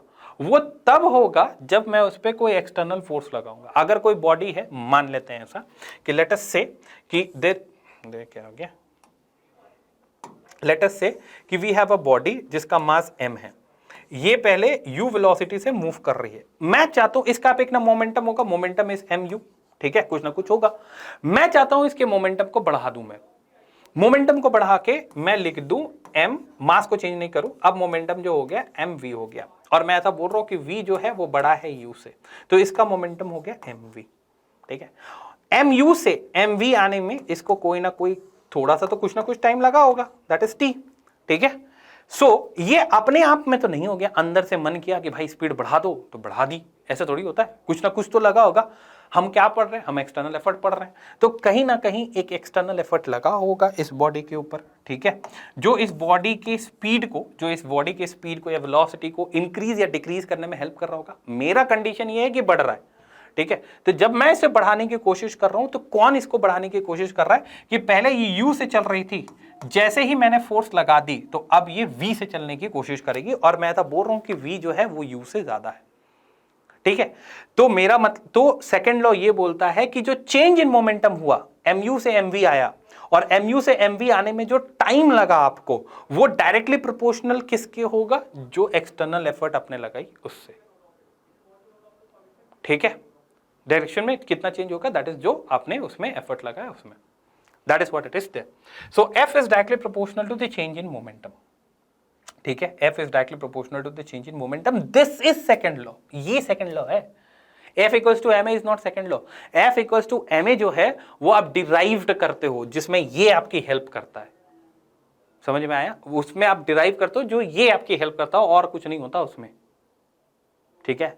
चलो, अगर मैं f इक्वल्स टू m, मैं force is directly proportional to change in momentum by time taken करूं, तो मैं यहां पे क्या क्या की चीजें लिख सकता हूं? देखो, मैं बोलूंगा कि f is equals to change in momentum divided by time, time taken जो टाइम लगा होगा, ठीक है, ऐसा मैं बोल सकता हूं, ठीक है। अब ये चेंज इन मोमेंटम को क्या लिख सकते हैं कि f will be f is directly proportional to change in momentum, मेरा मोमेंटम फाइनल में कुछ था माइनस इनिशियल में कुछ था, डिवाइड कर देंगे टाइम से, तो ये आपको चेंज इन मोमेंटम बताएगा, बस यही है। अभी चेंज इन मोमेंटम अगर मैं उसी फिगर को ले लूं, जैसे मैं यहां फिगर बना देता हूं, ठीक है, नहीं यहां बनाते हैं, अगर मैं वो फिगर बना देता हूं दैट इज u, ठीक है। अब वो मूव करने लगी v से, वो v से मूव करने लगी, ठीक है, कुछ टाइम लगा होगा दैट इज t, इसका जो मोमेंटम था दैट इज mu, इसकी जो मोमेंटम थी दैट इज mv, ये मैं बोल दे रहा हूं कि ये आपका फाइनल है, ये आपका फाइनल है दैट इज pf फाइनल है, और ये मैं बोल दे रहा हूं ये आपका इनिशियल है, ठीक है, ये आपका इनिशियल है। कैसे करके चेंज आया? तो एक फोर्स लगी इस पे, इस फोर्स के कारण ये चेंज आ रहा है, ठीक है, ऐसा लिख सकते हैं। तो pf माइनस पी बाई 2 लिख सकते हैं। अब इसको लिखो, कैसे लिख सकते हैं? So force is directly proportional to what is the pf that we are talking about, that is mass into velocity, ये क्या होगा? Minus mass into initial velocity divided by time। अब देखो यहाँ पे मास तो दोनों में कॉमन है, मास में चेंजेस नहीं है, तो f जो है वो डायरेक्टली प्रोपोर्शनल किसका हो जाएगा? मास, और ये हो जाएगी v minus you divided by T. ये कहीं देखा देखा लग रहा है? ये वाला जो पार्ट है कहीं देखा देखा लग रहा है? हाँ, इसे हम एक्सेलरेशन कहते हैं, ठीक है, इसे हम एक्सेलरेशन कहते हैं। तो f is directly proportional to ma, f is directly proportional to ma। अब मैथमेटिक्स में डायरेक्टली प्रोपोर्शनलिटी को हटाने के लिए we have to introduce a constant, so f is equals to k ma, जहां पे the value of k is 1, ठीक है, द वैल्यू ऑफ k, जो k का वैल्यू है वो 1 है, ठीक। सो इन शॉर्ट आप क्या लिख सकते हो? आप इन शॉर्ट लिख सकते हो कि f will be equals to ma, that is, ठीक है, f इक्वल्स टू ma कैसे आया? वो ऐसे आया, ठीक है। प्लीज मैं बार बार बोल रहा हूं कि F equals to ma is not the second law, it is derived from the second law. Second law क्या होता है कि चेंज इन जो मोमेंटम होता है बॉडी का वो डायरेक्टली प्रोपोर्शनल होता है F के, और ये जो आपका सेकेंड लॉ है वो आपको हेल्प करता है इस फॉर्मूला को निकालने के लिए, F equals to ma, that is what it is there. ठीक है, चलिए मूव करते हैं। Now let us move to the Newton's third law of motion. बहुत सिंपल, सबको याद होता है। न्यूटन थर्ड लॉ आपको ये बोल रहा है कि अगर किसी बॉडी पे हम एक्शन करते हैं, अब एक्शन का मतलब क्या होता है कि हमने स्टार्ट की फोर्स लगाने की, तो हमारा जो फोर्स है, क्योंकि मैं लगा रहा हूं, स्टार्ट मैंने की, तो मेरा जो फोर्स है उसे मैं एक्शन बोल दूंगा। तो जब मैं किसी बॉडी पे एक्शन करता हूं तो वो बॉडी मुझ पे रिएक्शन करता है। तो एक्शन और रिएक्शन का जो मैग्नीट्यूड है वो सेम रहेगा, पर डायरेक्शन चेंज होगी। कैसे? देखो, ये मैं हूं, मैं इस वॉल पे एक्शन कर रहा हूं। क्या एक्शन है कि मैं इसको पुश करने की कोशिश कर रहा हूं। वॉल भी एक रिएक्शन फोर्स इस पे लगा रही होती है, ठीक है, जिसका मैग्नीट्यूड सेम होता है पर डायरेक्शन चेंज होती है। देखो यहां पे माइनस लिखा हुआ है, this minus shows that it is the reaction is moving in a opposite direction, action के अपोजिट डायरेक्शन में मूव कर रहा है, इसीलिए आप उसको नेगेटिव बोल सकते हो। इसको और एक सिंपल भाषा में अगर आपको समझनी है तो सिंपल भाषा में आपको समझाने की कोशिश कर रहा हूं मैं। यहां पे देख लेते हैं, कहां पे देख लें, यहीं पे देख लो। ठीक है, अगर मेरे पास दो बॉडीज हैं, ठीक है, इसको बोल देते हैं ए, इसको बोल देते हैं बी, और दोनों कोलाइड कर गए। अगर दोनों कोलाइड कर गए तो ए जो है बी के ऊपर एक फोर्स लगाएगा जो बी को इस डायरेक्शन में मूव करेगा, और मान लेते हैं उस फोर्स का नाम है फोर्स ए बी। सिमिलरली ये जो बी है, इसी फोर्स को इस बी जो है अपने तरफ से एक फोर्स लगाएगी जो इस बॉडी को इस तरफ मूव करने की कोशिश करेगी। लेट अस से इट इज बी ए। ठीक है, so that is what it is there. अगर सब कुछ सेम है, दोनों का मास सेम है, इलास्टिसिटी सेम है, सारी कंडीशन सेम है, दोनों सेम है, तो F B A will be equals to F A B, लेकिन सिर्फ डायरेक्शन में चेंजेस आएंगे, सिर्फ डायरेक्शन में चेंजेस आएंगे। That is what it is there, बस इतना ही है। That is the third law. Examples कुछ आपके सामने लिखा है, gravitational force between the sun and the planet, that is the Newton third law. The force exerted by between the two magnets which are kept apart, that is also action and reaction pair. ठीक है, चलिए। हाँ, एक चीज पूछा जाता है, ये जो एक्शन और रिएक्शन है ये एक ही बॉडी में लगती है, तो आंसर है नहीं, ये पेयर है, अलग अलग बॉडी में लगेगी। अगर मैं मान लूं कि ए एक्शन कर रहा है तो ए ने फोर्स लगाया बी पे, तो ये जो है वो आपको एक्शन शो कर रही है। उसी तरह बी जो है वो रिएक्शन शो करेगी इस फोर्स के कारण, वो आपका एफ बी ए है। सो दो अलग अलग बॉडी पे एक्शन और रिएक्शन लगते हैं, है ना, पेयर पे लगते हैं, action and reaction. Now will talk about the law of conservation of momentum. Law of conservation of momentum क्या है? बहुत सिंपल सी चीज है, ठीक है, लेकिन लोग यहाँ पे गलत कर जाते हैं। हम ऐसा मान के चल रहे हैं कि यहाँ पे जो मास, सॉरी ये कलर तो आएगा नहीं, यहाँ पे कलर ब्लैक ले लेते हैं। विल से हम ऐसा मान के चल रहे हैं, this is body A, this is body B, ठीक है, ये ए है, ये बी है, A B, that is what it is there. क्या हो रहा है ये देख लो, ठीक है, ये जो बॉडी ए है इसका मास m1 है, बॉडी बी जो है इसका मास m2 है, बॉडी ए है वो आपका u1 वेलोसिटी से चल रही है, बॉडी बी है वो आपका u2 वेलोसिटी से चल रही है। सिंपल, ठीक है। अब क्या होता है, हम ऐसा मान के चल रहे हैं कि u1 जो है u2 से बड़ा है वेलोसिटी में बड़ा है, तो u1 जो है u2 के बीच में क्या हो जाएगा? कोलिजन हो जाएगा। क्या हो जाएगा? कोलिजन हो जाएगा। अब जैसे वो कोलाइड करेंगे, जैसे अभी मैंने बताया ना यहाँ पे, ठीक है, वो आप एक दूसरे को फोर्सेस ट्रांसफर करेंगे। ए लगाएगा फोर्स आपके बी की तरफ, जो बी को इस तरफ मूव करेगा, लेट अस से एफ ए बी। उसी तरह बी जो है ए की तरफ फोर्स लगाएगी जो इस तरफ मूव करेगी, लेट अस से it is F B A, ठीक है, लेट अस से it is F B A, ठीक है। अब यहाँ पे आप देख पा रहे हो कि बॉडी का मास भी सेम नहीं है, दो अलग अलग डिफरेंट बॉडी है, ठीक है। तो मैं ये नहीं बोल रहा हूँ कि दोनों जो एक्शन और रिएक्शन जो होंगे वो सेम होंगे, ऐसा नहीं बोल रहा मैं, ठीक है, क्योंकि वो चीजें थोड़ी थोड़ी अलग हो गई इसमें। लेकिन जो फोर्स इस पे लगाएगा, ये जो फोर्स इस पे लगाएगा और ये जो फोर्स लगाएगा, दोनों collision, that is completely third law, ठीक है, दैट इज वो आपका एक्शन और रिएक्शन दोनों सेम ही होंगे। इसके कारण क्या होगा कि जब बॉडी ए बॉडी बी के ऊपर आपका फोर्स लगा रहा है, उसके कारण क्या होगा कि मैं ऐसा मान के चल रहा हूं, ठीक है, कि there will be change in speed. अगर मास को कांस्टेंट मान ले, मास को कांस्टेंट मान ले, तो इस कोलिजन के लिए क्या होगा, इस कोलिजन के लिए कि जो आपका जो स्पीड में है देयर विल बी वेरिएशन, ठीक है, जो स्पीड है वो वेरिएट करेगा, वेरिएशन होगी, मतलब कोई लॉस करेगा अपने स्पीड को, कोई गेन करेगा अपने स्पीड को, that is what it is showing over है, ठीक है, that is what it is showing over है। सो बेसिकली जब हम law of conservation of momentum को पढ़ते हैं तो law of conservation of momentum बोलता यह है कि जो मोमेंटम बिफोर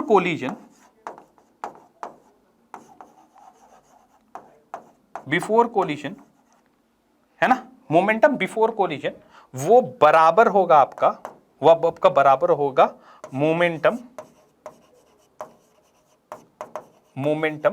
आफ्टर कोलिजन पे,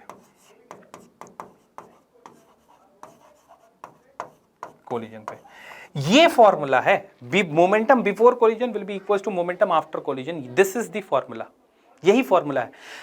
इस कंडीशन के लिए, क्योंकि हम लोगों ने इतना सारा फिगर लिया है, आपको बार बार यही फॉर्मूला बताया जाता होगा कि भाई सुनो, बिफोर द कोलिजन ऐसा था, m1 u1 plus m2 u2, ठीक है, it will be equals to m1 v1 plus m2 v2। और बच्चे क्या करता है कि इसको फॉर्मूला मान लेते हैं, नहीं नहीं नहीं नहीं, ये फॉर्मूला नहीं है, फॉर्मूला ये है, momentum before collision will be equal to momentum after collision, ठीक है। यहां पे तो कोलिजन से पहले दो बॉडीज है ना, ठीक है। अब फॉर एन एग्जांपल मान लेते हैं गन की बात, ठीक है। गन में क्या है, एक गन की खुद की बॉडी है और अंदर में बुलेट है, दो मासेस हैं, ठीक है। आप जैसे ही फायर करोगे क्या होगा, बुलेट आगे जाएगी और आपको एक रिकॉइल आता है, रिकॉइल का मतलब एक झटका आती है आपके हाथ में, ठीक है। अगर बड़ा राइफल है तो कंधे पे आएगी, so that is known as recoil everyone, ठीक है। दो बॉडी से, ठीक है, कोलाइड करेगी, कैसे कोलाइड करेगी, आप उस पर पुश कर रहे हो, आपने फोर्स लगाया, जब आप ट्रिगर प्रेस करते हो तो वो आगे जाती है। सेम चीज होता है आपके तोपों के साथ, जो आपके कैनन्स होते हैं, कैनन्स के साथ ऐसा ही होता है, ठीक है। तो जब आप उस पर फोर्स लगाते हो, कोलाइड करता है, दो कोलाइड करते हैं, तो वो आगे की तरफ जाता है और एक पीछे की तरफ झटका आएगा, दैट थिंग, दैट इफेक्ट जो आपको शेक करती है, आपके शोल्डर को शेक करती है, बॉडी थोड़ी हिलती है, that is known as recoil, उसे हम रिकॉइल कहते हैं। जो गन हिलता है थोड़ा सा, दैट इज रिकॉइल एवरीवन। सो वहां पे उस केस में क्या होगा, यू विल बी सेइंग कि m1 u1 किसका है, आपका मान लेते बुलेट का है, और यहाँ पे हो जाएगा m2 v2, दो बॉडीज, ठीक है, दोनों एक साथ नहीं मूव करेंगी, ऐसा है, ठीक है। तो ये फॉर्मूला नहीं है, ये फॉर्मूला है momentum before collision will be equal to momentum after collision, याद रहे बस इतना, ठीक है, बस इतना याद कर लो, यही काफी है। हम लोग क्वेश्चंस भी देखेंगे, आई बिलीव अभी तक कोई डाउट नहीं रही होगी, तो हम लोग कुछ क्वेश्चंस के बारे में प्रैक्टिस कर लेते हैं एवरीवन। अब ये जैसे मैंने आपको बोला रिकॉइल का, यही वो रिकॉइल हो गई, ठीक है। एक फील्ड है, अ फील्ड ऑफ मास, ठीक है, एक फील्ड गन ऑफ मास, ठीक है, फील्ड गन, ठीक है, फील्ड गन होती है, मतलब राइफल ही समझ लो, ठीक है। A gun of mass 1.5 ton fires, ठीक है, 1.5, तो ये तो गन नहीं हुए तो कैनन हो गई, ठीक है, चलो कोई नहीं। तो 1.5 tons fires a shell of mass 15 kg with a velocity of 150 metre per second, calculate the velocity of the recoil, ठीक है, calculate the velocity of the recoil. ये क्या होगा, तो I will give you 1 minute of time to give the answer, ठीक है, 1 minute of time मैंने दे दिया टू गिव द आंसर, ठीक है। Law of conservation of momentum लगेगा, इसमें ये लगेगा कि जो मोमेंटम है वो आपका कंजर्व है before the collision also and after the collision also, ठीक है। सो ये क्या होना चाहिए ये बता दो।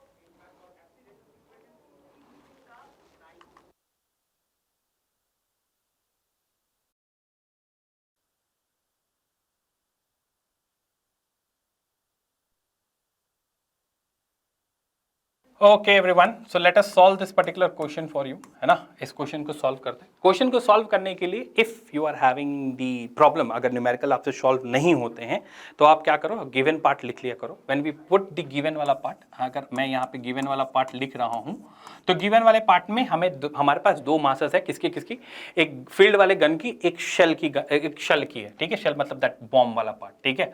तो अगर मैं field mass of the gun लिखता हूं, इट विल बी 1.5 टन लिखा हुआ है, ठीक है। टन्स लिखा हुआ है, टन्स।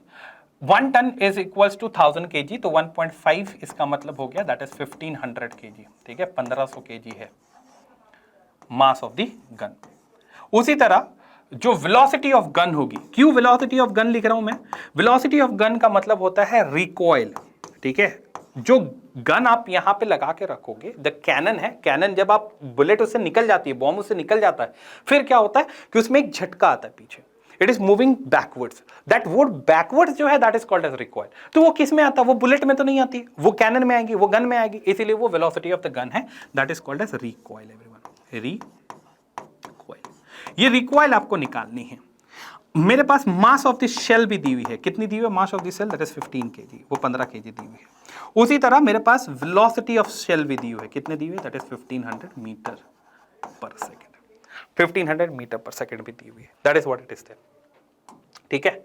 चलो अब इसको अगर मुझे सॉल्व करना है तो law of conservation of momentum, mass of the what, mass of the shell, mass of the gun multiplication of velocity of the gun, that is the recoil velocity, will be equals to mass of the shell multiplication of velocity of the shell। अगर ऐसा करेंगे so let us solve this thing। mass of the gun के बारे में क्या लिख सकते हैं हम लोग, mass of the gun हो गए आपके 1500 kg, multiplication of velocity of the gun, जिसे हम रिकॉइल वेलोसिटी कह रहे हैं, वो निकालने ही हमें। मास ऑफ द गन के बारे में क्या, मास ऑफ द शेल के बारे में क्या बोल सकते हैं, दैट्स 15 मल्टीप्लीकेशन ऑफ 150 एवरीवन। आप वेलोसिटी ऑफ गन को निकालना चाहेंगे तो it will B 15 multiplication of 150 divided by 1500, divided by 1500, तो Vg आपको निकल के आएगा, देखो यहाँ पे ये 150 है, 150 कैंसिल हो गया, ये 10 बचेगा, ये 10 यहाँ पे आ जाएगा, so it will be showing 1.5 metre पर सेकेंड, और ये क्या है, इसे ही हम रिकॉइल वेलोसिटी बोलते हैं, रिकॉइल वेलोसिटी कहते हैं, ठीक है। लेकिन प्रॉब्लम यहाँ पे एक साथ है, अभी भी ये गलत है। क्यों गलत है, क्योंकि देखो रिकॉइल वेलोसिटी का मतलब क्या, तो मैग्नीट्यूड सही है, फॉर्मूला सही है, लेकिन डिनोशन गलत है। डिनोशन क्यों गलत है वो देख लो।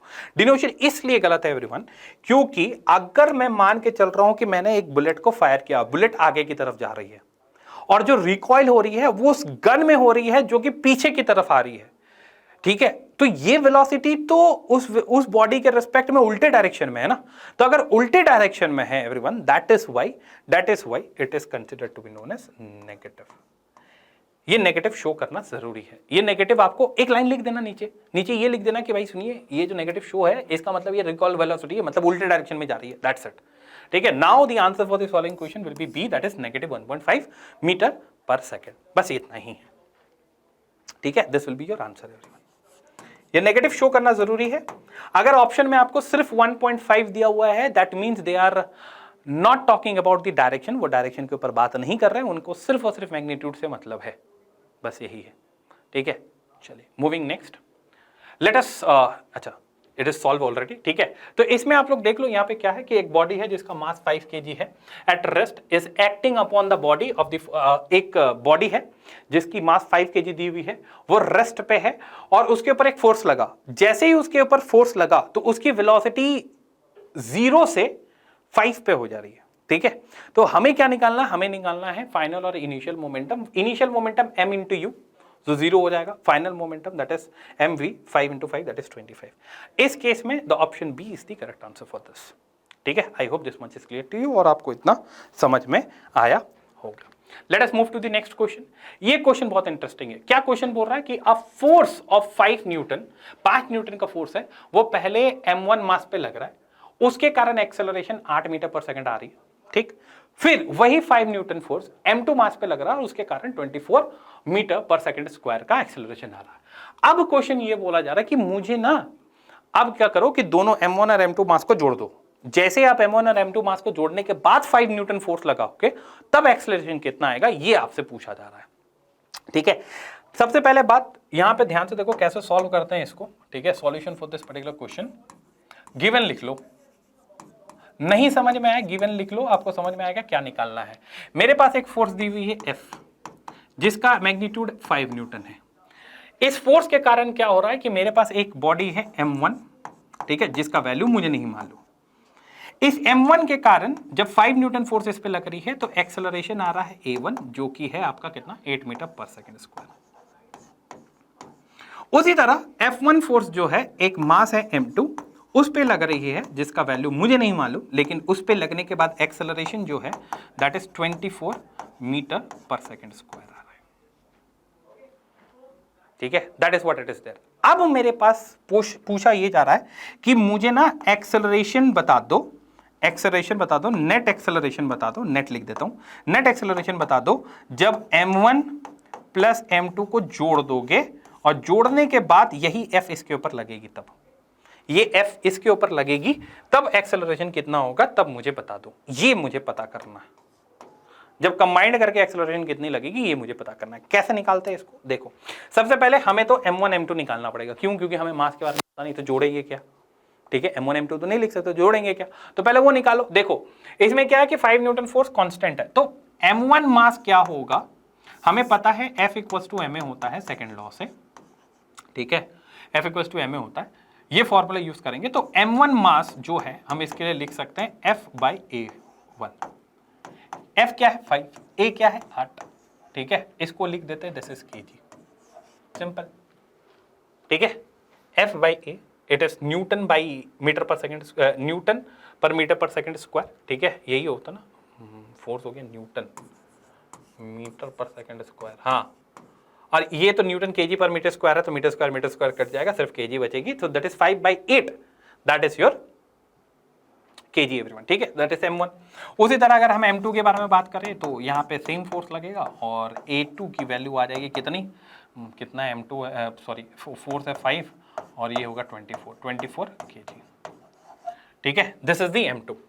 सो M1 का मास ये है, M2 का मास ये है। अब हमें क्या निकाल रहा है, टोटल हमें एक्सेलरेशन निकालना, सेम यही फॉर्मूला लगाएंगे।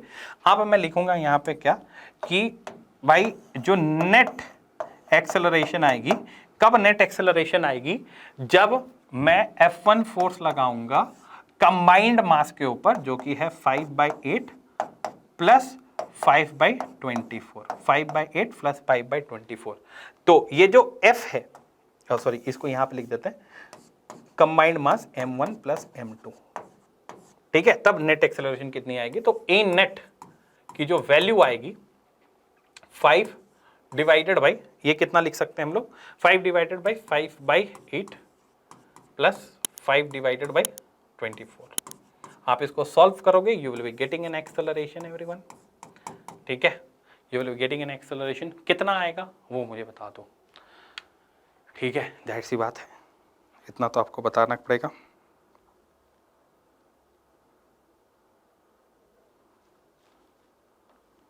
ठीक है, so if you try to solve this thing, क्या आएगा, अगर मैं 5 डिवाइडेड बाई 8 करूं, ठीक है, तो इट इज 0.625 और 5 डिवाइडेड बाई 24 करूं तो इट इज 0.24। ठीक है, ऐसे ही कर लेते हैं, it is 5 divided by 0.625 plus 0.2 ही लिख देते हैं, तो AX नेट की वैल्यू कितनी आ जाएगी 5 बाई, इसको जोड़ लो तो प्लस 0.625, इसकी वैल्यू आ गई 0.8333। तो A नेट की जो वैल्यू है वो कितनी हो जाएगी, इट इज़ 5 डिवाइडेड बाई 0.8333, इसकी वैल्यू हो जाएगी 6 मीटर पर second square.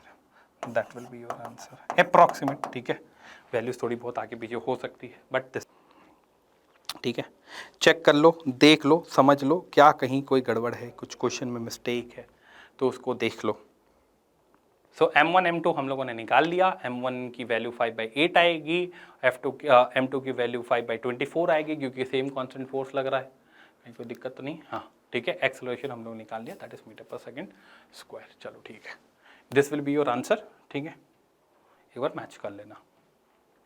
Moving to next, now the question is, इस क्वेश्चन को देख लेते हैं, क्या लिखा हुआ है, a block weighing 30 newton on a smooth horizontal surface and it is accelerated in the horizontal direction at the rate of 4 metre पर second square by the force, the net force in the horizontal direction acting on the block will be what. ठीक है, कैसे करके निकालेंगे ये बताओ, क्या निकालना है इसमें, हमें निकालना है नेट फोर्स कितना होगा वो बता दो, नेट फोर्स कितना होगा वो बता दो। So let take your time everyone, है ना, 1 मिनट टाइम ले लो, सॉल्व कर लो, फिर बताना मुझे।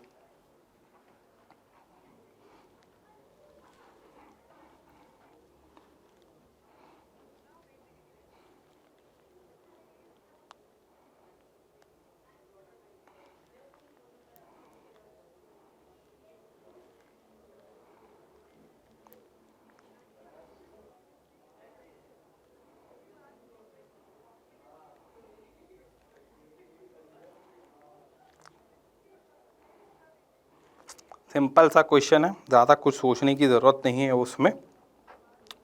ठीक है, ज़्यादा कुछ सोचने की एकदम ज़रूरत नहीं है, सिंपल सा क्वेश्चन है, बता दो कैसे होगा।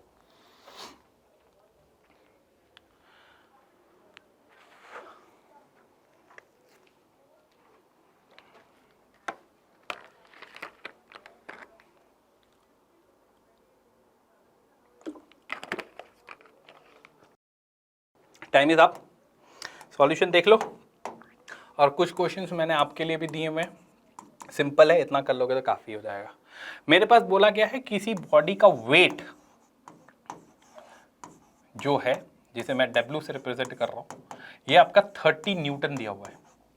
ठीक है, और ये क्या हो रहा है कि एक स्मूथ हॉरिजॉन्टल सरफेस पे है और ये एक्सेलरेट कर रही है हॉरिजॉन्टल डायरेक्शन में, हॉरिजॉन्टल डायरेक्शन में ही एक्सेलरेट कर रही है, that is what it is there. मुझे एक्सेलरेशन की जो वैल्यू है वो दे दी गई है, that is 4 metre per second square, ये दे दी गई है। ठीक है, बाय दी फोर्स। अब मुझे पता करना है वो जो फोर्स है वो कितना होगा। अब देखो बात सुनो, अगर मैं वेट के बारे में बात, इसीलिए मैंने वो बताया था वेट का।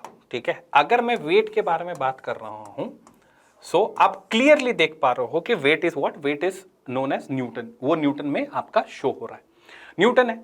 सो weight is considered to be known as force. अब इसकी फॉर्मूला क्या होती है, इसका फॉर्मूला होता है mass into acceleration due to gravity, ये मोशन में बता चुका हूं मैं। ठीक है, mass into acceleration due to gravity, this is a kind of force. तब ऐसा बताओ, अगर वेट मेरे पास आपका 30 न्यूटन दिया हुआ और एक्सेलरेशन ड्यू टू ग्रेविटी मान लेते हैं यहां पे लिया हुआ, दैट इज 10, है ना, 30 न्यूटन दिया हुआ which will be equals to mass, मेरे पास मास ऑफ द बॉडी नहीं दी है कहीं पे भी। ठीक है, और एक्सेलरेशन 10 है, तो मास ऑफ द बॉडी मेरे पास कितनी निकली, दैट इज 3 kg, 3 kg। मुझे क्या निकालना है, एफ नेट। एफ नेट का फॉर्मूला क्या होता है कि एफ की वैल्यू होती है F equals to M A. M मुझे पता चल गया, एफ की वैल्यू क्या आ जाएगी, एम की वैल्यू है 3, एक्सेलरेशन दिया हुआ है क्या, हाँ, दैट इज 4, कितना आ गया, दैट इज 12 मीटर पर second square, that will be your answer everyone. ठीक है, ये आपका आंसर हो जाएगा, सिंपल एंड स्वीट, इतना ही है, कुछ नहीं करना, बस इतना ही करना है। ठीक है, चलिए, so these are few questions, है ना, ये तो आपका एनसीईआरटी का ही है, सिंपल सा क्वेश्चन है। ठीक है, तो and this is also a very good question. ठीक है, आपका बोला गया कि एक शिप ऑफ मास है जिसका मास आपको दे दिया गया, इनिशियली एट रेस्ट पे है, फिर फोर्स ने उसे पुल किया, जो फोर्स लगा pulled to 5 × 10⁴ newton through 3 metres, 3 metre distance में भी मूव किया, assuming the resistance due to the water negligible, the speed of the ship is यार कैसे टाइप करता है, फाइन, ये गलत लिखी हुई है। ठीक है, लेट मी रेक्टिफाई दिस।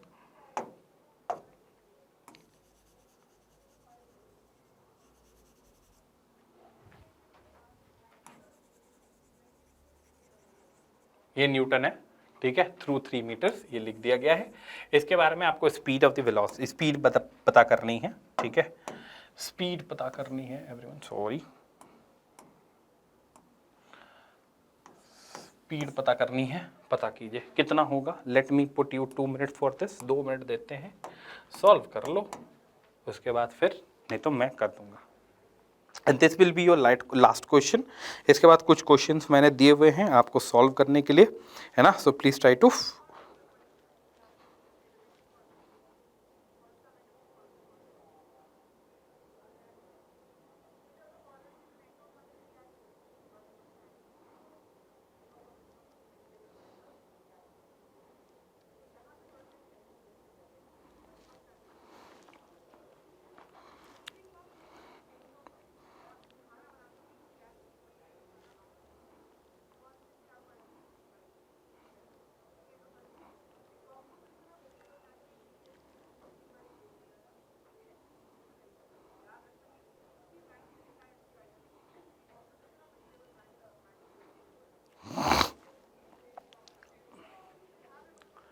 क्या लिख सकते हैं, कैसे सॉल्व कर सकते हैं। एक शिप है, a ship of mass 3 × 10⁷ kg है।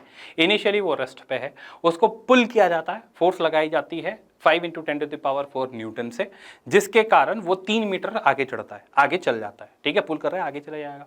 ठीक है, एज्यूमिंग द रेजिस्टेंस, जो वाटर का रेजिस्टेंस है वो कुछ नहीं, जीरो है। ठीक है, नेग्लिजिबल, वो हटा दो उसको। The speed of the ship will be what. ठीक है, तो इसका मतलब ये हुआ कि इनिशियली वो जीरो पे था। आपसे क्या पूछ रहा है, आपको फाइनल पूछा जा रहा है। ठीक है, जब इतना कुछ हो जाएगा तब क्या लिख सकते हो आप, ये आपसे पूछा जा रहा है। सो इसका आंसर आपको बताना पड़ेगा। बता दो कैसे होगा, बता दो।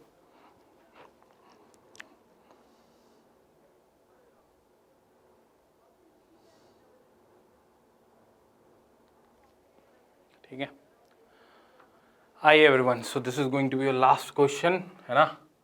Late us solve. आइए इसको सॉल्व कर लेते हैं। सिंपल सा तो है, कुछ करना नहीं है। हाँ, अनटिल एंड अनलेस आप इक्वेशन ऑफ मोशन ना भूल गए हो तो मेरे पास शिप मास दी हुई है, शिप की मास ऑफ द शिप मेरे पास दी हुई है 3 × 10⁷ kg, ये दिया हुआ है। ठीक है, इनिशियली एट रेस्ट, सो इसका मतलब इनिशियल वेलोसिटी जो है वो 0 मीटर पर सेकेंड पे है।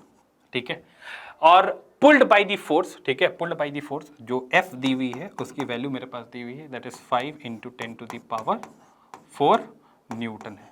ठीक है, और ये जो मास जा रही है that is what, that is 3 metres. Mass जो है दैट इज 3 मीटर है। जो मेरे पास, नहीं सॉरी, मास कहाँ, और डिस्टेंस है, सॉरी, जो डिस्टेंस है दैट इज 3 मीटर्स है। ठीक है, 3 मीटर्स है। एज्यूमिंग रेजिस्टेंस 0 है, तो मेरे पास फाइनल वेलोसिटी निकालने का तरीका हमको पूछा जा रहा है। तो हम इसमें क्या लगा सकते हैं, देखो इसमें टाइम है नहीं, इसमें मेरे पास m है, m को छोड़ देते हैं।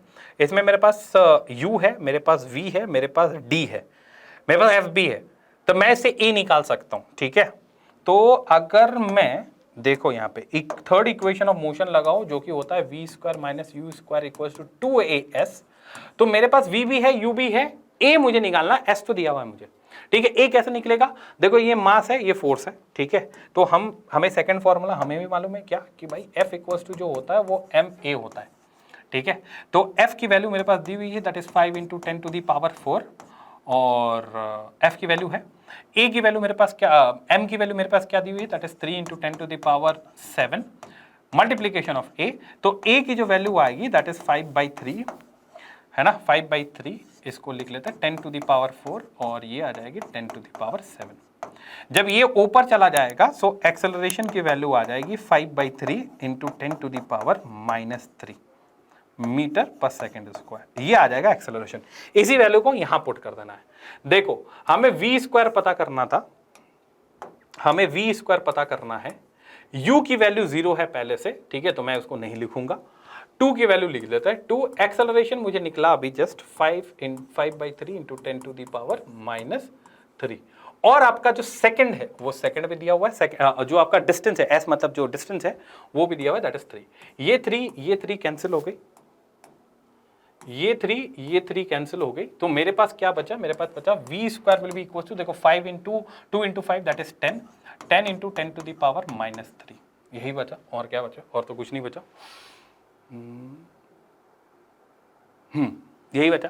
अब इसको अगर अंडर रूट करूंगा मैं, अगर मैं इसको अंडर रूट करता हूँ तो कितना आएगा, 10 into 10 to the power 3, basically ये आ जाएगा under root of 10 divided by 1000, 10 divided by 1000। कैसे होगा, क्या होगा ये बताओ। अगर ऐसा है तो देखो ये जीरो कैंसिल हो गया, तो इट इज 1/100। अगर 1/100 है तो 1 का रूट तो 1 ही होता है, तो v इज इक्वल टू 1 का रूट तो 1 ही हो गया, और 100 का रूट हो जाएगा 10, तो v की जो वैल्यू हो जाएगी दैट इज 0.1 इन 0.1 क्या है, मीटर पर second. That will be your answer. ठीक है, that will be your answer everyone. This is going to be your answer. I hope इतना आप लोगों को समझ में आया होगा, बस इतना ही है जो करना है आप लोगों को। ठीक है, so rest is your homework, है ना।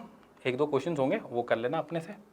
ठीक है, ये इजी है, आपका एनसीईआरटी का क्वेश्चन है। ठीक है, तो ये कर लेना, और ये भी एक अच्छा क्वेश्चन है, ये भी देख लेना आप लोग। ठीक है, so if you have found this entire video informative, ठीक है, आपको अच्छा लगा हो, सही चल रहा है, आप समझ पा रहे हो चीज़ों को, and you want to be the part of Infinity Learn, तो there will be a Google form in the description, please fill it up. ठीक है, second, if there is someone, आपके सीनियर्स, आपके भाई बहन, कुछ भी, कोई भी, ठीक है, जो आपका जेई 2025 के लिए प्रिपेयर कर रहे हैं या नीट 2025 के लिए प्रिपेयर कर रहे हैं, so they can also apply. ठीक है, अगर स्टूडेंट बनना चाहते हैं तो, so there will be a Google form in the description, please tell them to please fill it out.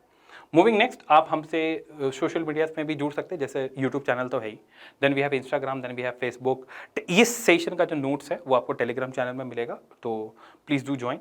और हमारे पास खुद का अपना ऐप भी है। हमारे ऐप में एक चीज़ बहुत अच्छी है, that is known as CYOT, that is create your own test, जिसमें आप अपने अपने सब्जेक्ट को सेलेक्ट कर लो, आप अपने सब्जेक्ट को सेलेक्ट करो, चैप्टर सेलेक्ट कर लो, क्वेश्चन ऑफ टाइप के क्वेश्चन भी सेलेक्ट कर सकते हो, डिफिकल्टीज भी सेलेक्ट कर सकते हो, और आपको जो है वो टाइम भी सेलेक्ट करना पड़ेगा। आप टाइम भी सेलेक्ट कर सकते हो। इससे क्या होगा कि कोई जैसे सिंगल टाइप का कोई क्वेश्चन होता है जिसमें आप फंस जाते हो, तो उसकी प्रैक्टिस हो जाएगी, या पूरे सेशन की प्रैक्टिस हो जाएगी, ये भी हो सकता है, पूरे चैप्टर की भी प्रैक्टिस हो सकती है।